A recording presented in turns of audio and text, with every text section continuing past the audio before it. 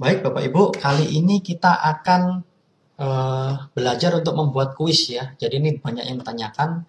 Nanti kuis ini bisa kita manfaatkan untuk UTS misalnya ya. Oke, caranya adalah kita nyalakan dulu mode editingnya.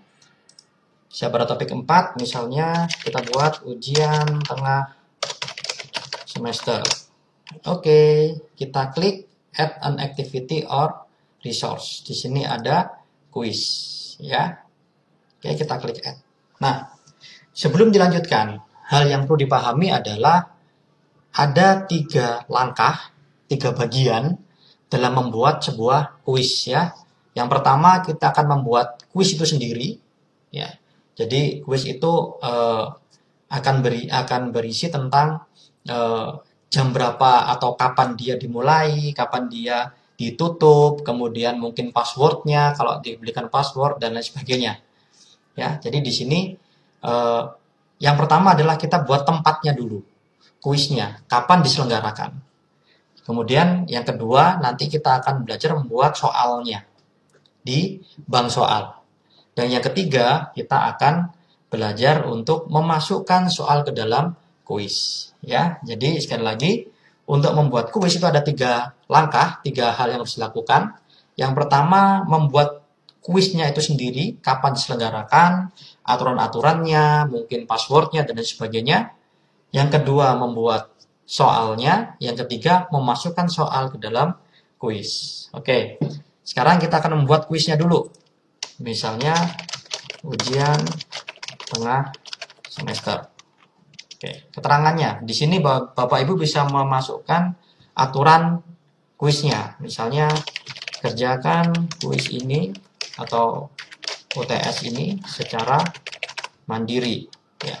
Soal akan diacak oleh sistem. Oke, kita tampilkan description-nya. Kemudian timing ya. Nah, kuis ini kapan mulai bisa diakses dan kapan terakhir dapat diakses ya. Jadi kalau saya pribadi menyarankan kuis itu mungkin bisa dilakukan selama 1 minggu, tidak ada masalah ya. Misalnya saya mulai dari kemarin misalnya tanggal 16 sampai 22 Maret ya. Misalnya 16 Maret tengah malam sampai dengan 22 Maret menjelang tengah malam. Ya.